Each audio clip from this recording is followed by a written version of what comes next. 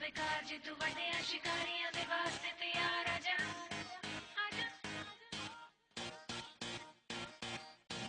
एक तेरा प्यार बाकी दुनिया बेकार जे तू वड्डियां शिकारियां दे वास्ते तैयार आजा सीने चो कड लिया दिल हो गई मेरे तो खता तेरी अखा च मैं अखा पाके देखिया हुण लगदा नहीं दिल हुण किनू पे पता वे एक बारी दुनिया दे मेले या तो परे होके मिल मैनू दे मौका मैं आदमी अबाया छड़ा ते शराबी पर मेरा दिल तेरी यादा दा गुलाम वे सीने विच धड़के ते नाल नाल लाई तेरा नाम तेरे नाल दे हजार असी तेरे उत्ते जिंदगी लुटाउण नू तैयार जिन्ना चर तू नहीं मनी मैं भी मनी नहीं हार असी देसियां च प्यार जिवें खून च समाया आए किन्ने खिलाड़ी मेरे बनेगा नहीं आया मेरे चले च बथेरे पर हाँ या ना आगे फैसला पे तेरे छट मौका जरूर तेरी अखा दा कसूर मैनू दिसदे ख्याल सारे तेरे मैनू पैरियां दी बारी ते दो सच मैंने कोई गीत नहीं कढिया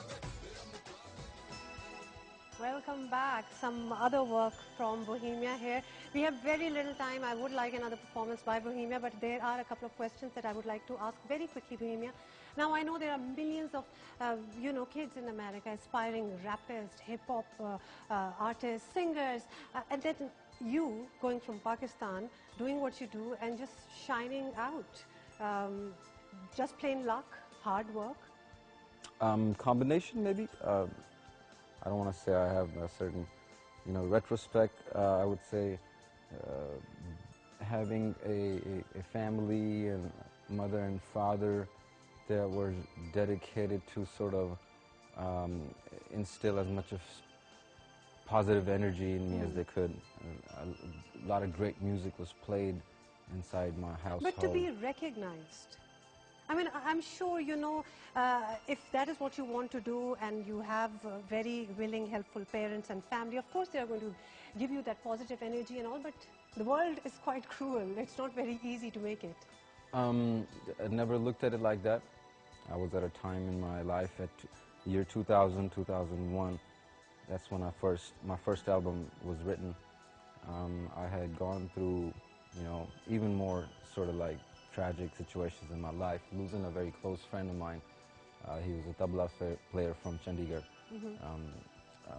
That was sort of tragic. A couple of my friends got locked up in not even just local prisons, but penitentiaries, and having to go visit them in there and having to write them letters in the jail, and sort of those kind of experiences that I actually talk about in my lyrics. It was a time in my life, you could say that I was on the very, very, very bottom, and the only way to go was on top. And I can only say that when I did do my music, I knew what I was doing. So it wasn't kind of like being in California and close to a certain society based on, we have a big Silicon Valley culture that at that time sort of was leading trends, and things were coming out of there that was sort of like the rest of the world would follow. So I kind of saw myself doing the next big thing. So it wasn't a surprise to me when it got picked up and, my music was in top 10 BBC and this and that. It's just that I wasn't personally ready for it. I'm a very, very close to myself kind of person. If you meet my family and my friends, I'm sure they're watching that, in California now, and it's just that I'm not, I know when I get on stage, you can't beat me. I'm the king of Punjabi rap. I was born with it, and I'm gonna die with it. And I don't have a competition. I don't have nobody. Nobody in the music industry still does what I do, and they still want to kind of dance around that. Bollywood want to dance around that, and a lot of kids in India even want to dance around that. It's actually the companies that I compete with. I compete with big record labels. I compete with big millionaire guys who want to spend money in music business and make money off of music business. I stand for real musicians, and I don't have a competition, and I'm only standing on top of my fans. I don't have any companies. I don't have any nothing. I don't. But you have a lot of confidence and a lot of talent. So it comes from being respectful to what I do. I know what I do. Quick question. Please explain us the rapper lifestyle, because if you weren't sitting in front of us and we didn't know any rapper, we would think, it's the cars, it's the jewelry, it's the ladies, it's a lot of things. So what is it really? You know, to me, I listen to rap music and certain rap songs to this day, and I get this very, very, very same, you know, satisfaction that I actually get out of Jagjit Singh ghazals. It just, the fact of the matter is, that's what I grew up on. You know, when I was a homeless kid in California to being, you know, to being at a stage where I taught everything myself. I taught myself how to read books.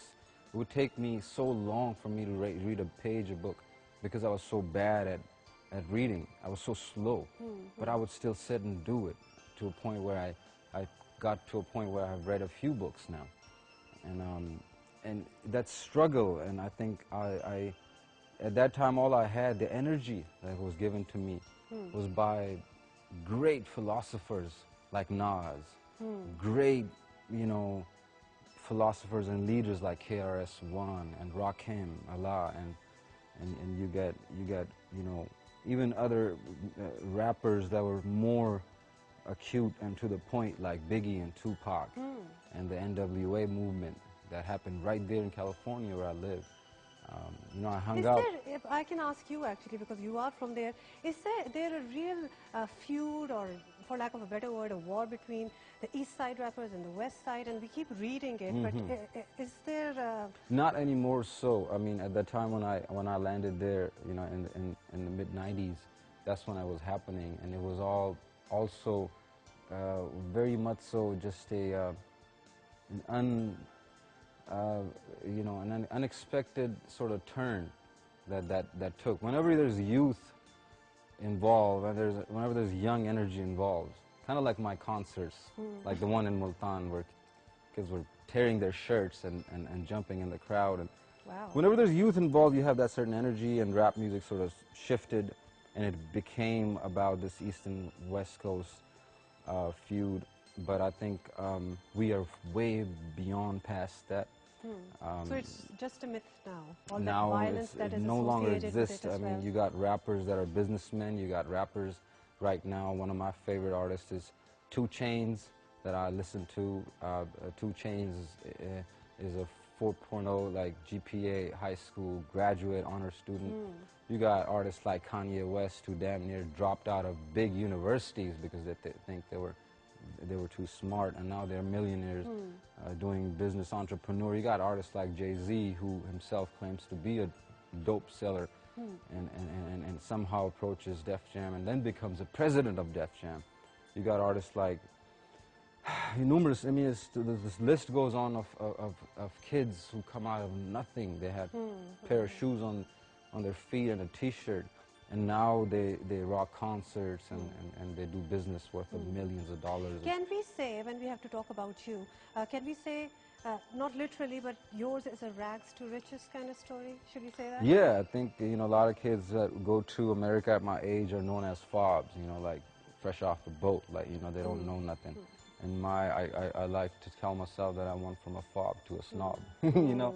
And the reason I do that, you know, ma'am, if you meet me in my personal life, which you have, you know, I'm no better than the driver that drove me here. I think in this context, his job was to drive, my job was to sit here. And even if our jobs was reserved, I would be the best driver. I'd be the king of drivers. That's how I think I am. You know, what I do, I'm really, really, really confident at it. I don't think I have a competition, like I said. But I think there's no such sense of arrogance that I take home. I mean, there are a couple of things that we can pinpoint from this, you know, couple of 40, 30 minutes that we had with you. A lot of confidence. A lot. Very, very, very humble.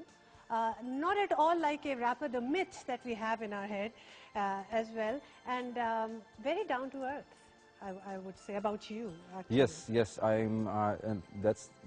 I'm hearing such fascinating stories about myself over here in Pakistan through fans and people who try to approach me and they say, oh, Bohemian, you know, he travels with 36 people and then, you know, you need to hire a private jet. We can only imagine all the stories. Well, I've been running around with my boys, you know, in Lahore, with no guards, nothing. We'll be in a whatever car car they bring, and I'm I in the would back say seat and learn just from chilling. him. If he's your icon, Bohemia is your icon, learn from him.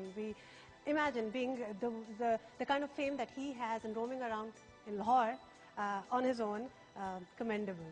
We have to wrap it up here. Bohemia, thank you very much for coming here. I'm sure your fans would be so excited because there were a lot of questions coming away. We didn't really talk about your coming up projects. Yes. But we really don't We didn't have talk time. about I think my marriage plans either. Oh, absolutely. To I'm be- sorry. to He be did have some continued. plans, but he can't say it here because we really don't have time. So he's going to tweet it out to you. Thank you very much once again for coming here. We are going to catch you next time. Stay tuned to us. Bye.